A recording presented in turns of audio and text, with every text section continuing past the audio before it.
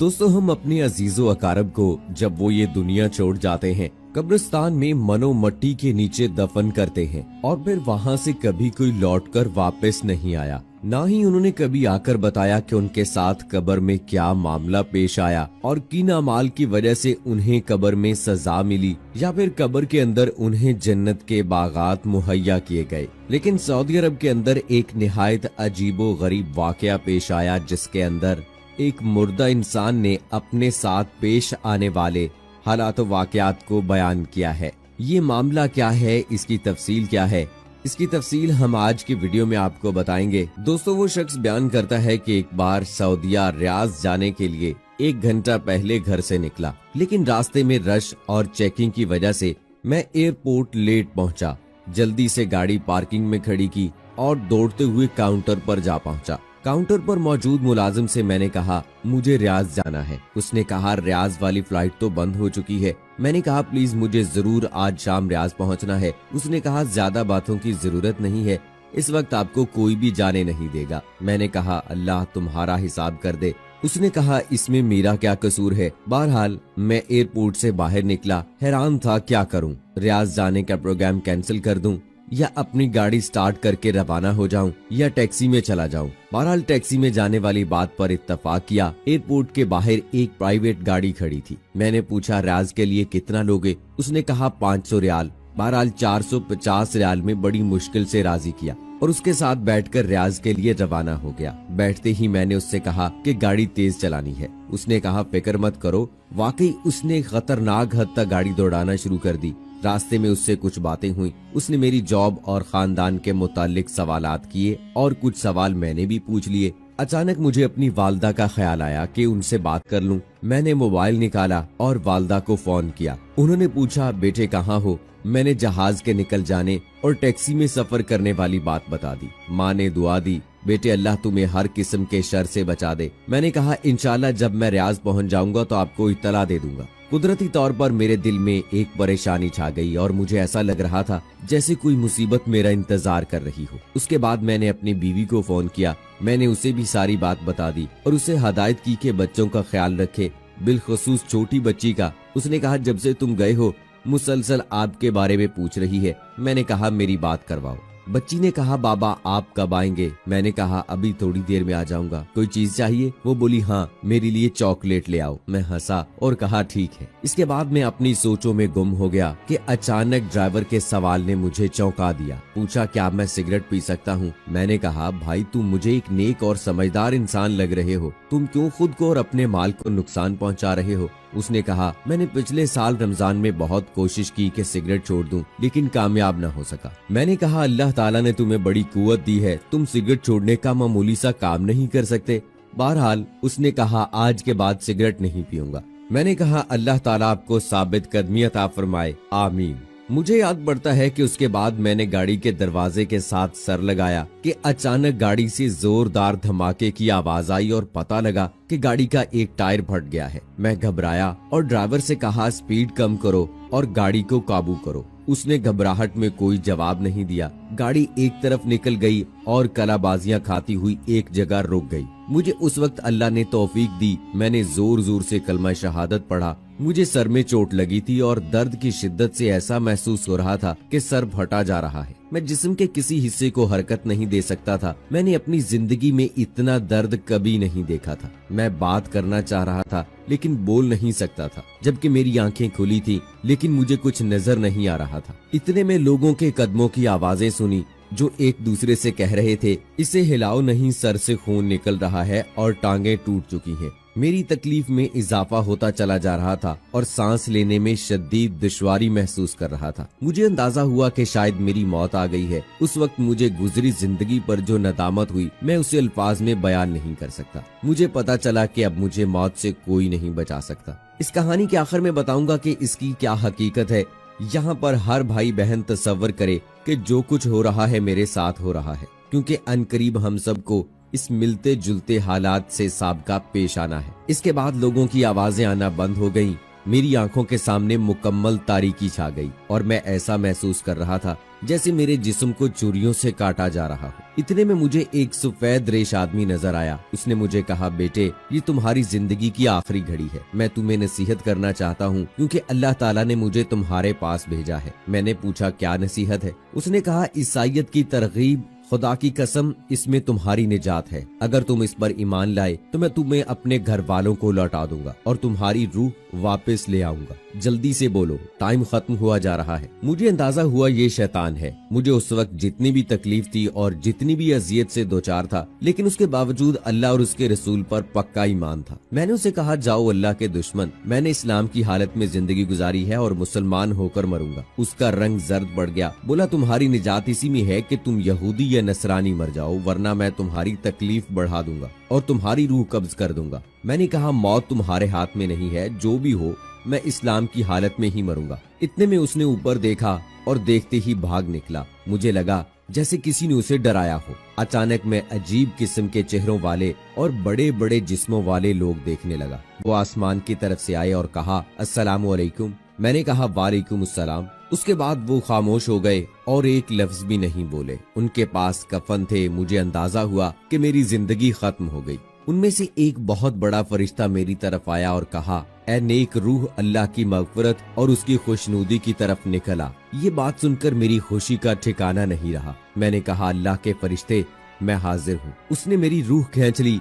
मुझे अब ऐसा महसूस हो रहा था जैसे मैं नींद और हकीकत के माबैन हूँ। ऐसा लगा कि मुझे जिस्म से आसमान की तरफ उठाया जा रहा है। मैंने नीचे देखा तो पता चला कि लोग मेरे जिस्म के इर्द गिर्द खड़े हैं और उन्होंने मेरे जिस्म को एक कपड़े से ढांप दिया है। उनमें से किसी ने कहा, इन्ना लिल्लाहि व इन्ना इलैहि राजिऊन। मैंने दो फरिश्तों को देखा कि वो मुझे वसूल कर रहे हैं और मुझे कफन में डालकर ऊपर की तरफ ले जा रहे हैं। मैंने दाएं बाएं देखा तो मुझे उफ़क़ के अलावा कुछ नजर नहीं आया। मुझे बुलंदी से बुलंदी की तरफ ले जाया जा रहा था। हम बादलों को चीरते चले गए जैसे कि मैं एक जहाज में बैठा हूँ, यहाँ तक कि पूरी जमीन मुझे एक गेंद की तरह नजर आ रही थी। मैंने उन दो फरिश्तों से पूछा, क्या अल्लाह मुझे जन्नत में दाखिल करेगा? उन्होंने कहा, उसका इल्म अल्लाह ताला की जात को है।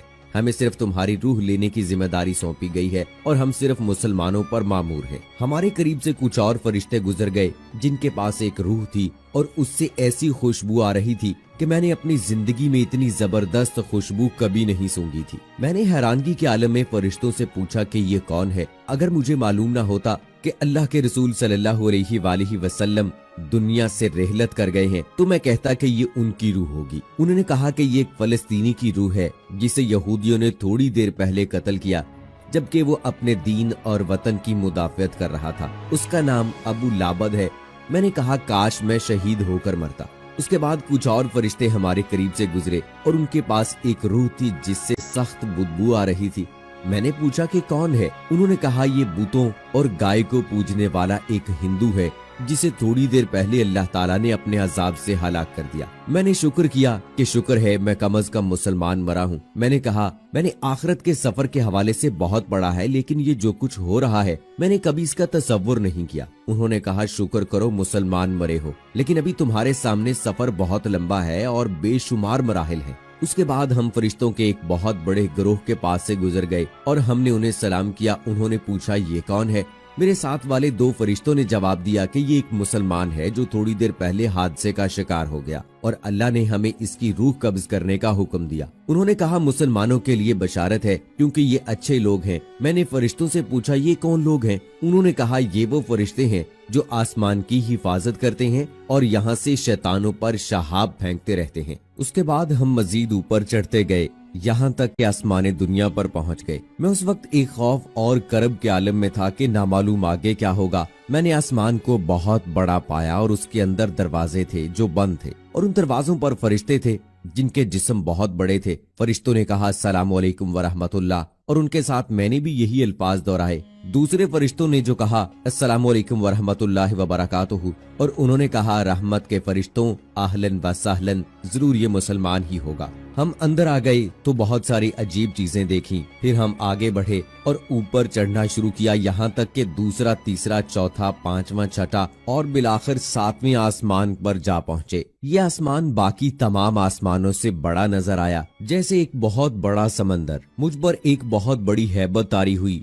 सर नीचे किया और आंसू जारी हुए। अल्लाह ताला ने मेरे बारे में हुक्म सादर फरमाया कि मेरे इस बंदे का अमल नाम अलैन में लिख दो और उसे जमीन की तरफ वापस ले जाओ, क्योंकि मैंने उन्हें जमीन से पैदा किया, उसी में उनकी वापसी होगी और एक बार फिर उसी जमीन से उन्हें उठाऊंगा। शदीद रोब, हैबत और खुशी के मिले जुले जज्बात में मैंने कहा, परवरदिगार तो पाक है, लेकिन हमने तेरी वो बंदगी नहीं की जो होनी चाहिए थी। फरिश्ते मुझे लेकर वापस जमीन की तरफ रवाना हुए और जहाँ जहाँ से गुजरते गए दूसरे फरिश्तों को सलाम करते गए। मैंने रास्ते में उनसे पूछा, क्या मैं अपने जिस्म और घर वालों के मुतालिक जान सकता हूँ? उन्होंने कहा, अपने जिस्म को अनकरीब तुम देख पाओगे, लेकिन जहाँ तक तुम्हारे घर वालों का ताल्लुक है उनकी नेकियां आपको पहुँचती रहेंगी, लेकिन तुम उन्हें देख नहीं सकते। उसके बाद वो मुझे जमीन पर ले आए और कहा, अब तुम अपने जिस्म के साथ रहो, हमारा काम खत्म हो गया। अब कब्र में तुम्हारे पास 2 फरिश्ते आएंगे। मैंने कहा, अल्लाह ताला आपको जज़ाए खैर दे,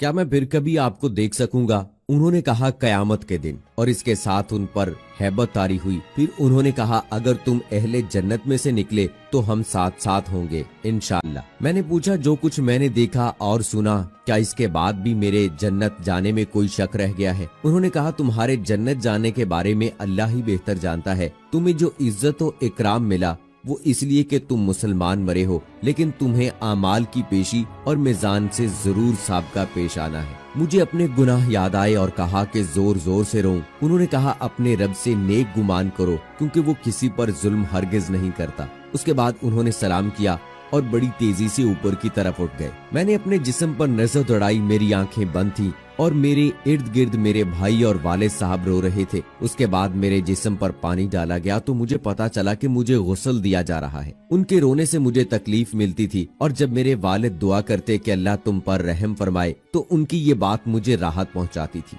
उसके बाद मेरे जिस्म को सफेद कफन पहनाया गया। मैंने अपने दिल में कहा, अफसोस मैं अपने जिस्म को अल्लाह की राह में खत्म करता, काश मैं शहीद मरता। अफसोस मैं एक घड़ी भी अल्लाह के जिक्र या नमाज या इबादत के बगैर न गुजारता। काश मैं शब रोज अल्लाह की राह में माल खर्च करता। अफसोस, हाय अफसोस। उसके बाद नमाज जनाजा पढ़ाई गई और कब्रिस्तान पहुंचाकर मुझे उतारा गया। उस वक्त मुख्तलिफ किस्म की आवाजें सुनने में आई। कोई कह रहा है जनाजे को रास्ता दे दो, कोई कह रहा है इस तरफ से ले जाओ, कोई कहता है कब्र के करीब रख दो। या अल्लाह, मैंने कभी अपने बारे में ऐसी बातें नहीं सोची थी। मुझे कब्र में रूह और जिस्म के साथ उतारा गया, लेकिन उन्हें सिर्फ मेरा जिस्म नजर आ रहा था, रूह नजर नहीं आ रही थी। उसके बाद लहद को बंद करना शुरू कर दिया। मेरा दिल चाहा कि चीख चीख कर कहूँ कि मुझे यहाँ न छोड़ें, पता नहीं मेरे साथ क्या होगा, लेकिन मैं बोल नहीं सकता था। अलगरज मट्टी डालनी शुरू हुई और कब्र में घुप अंधेरा छा गया। लोगों की आवाजें बंद होती चली गईं, लेकिन मैं उनके कदमों की आवाजें सुन रहा था। उनमें से जो कोई मेरे लिए दुआ करता तो उससे मुझे सुकून मिल जाता। अचानक कब्र मुझ पर तंग हो गई और ऐसा लगा कि मेरे पूरे जिस्म को कुचल देगी और करीब था कि मैं एक चीख निकाल दूं, लेकिन फिर दोबारा असली हालत पर आ गई। उसके बाद मैंने एक तरफ देखने की कोशिश की कि अचानक 2 हैबतनाक किस्म के फरिश्ते नमूदार हुए, जिनके बड़े बड़े जिस्म, काले रंग और नीली आंखें थी।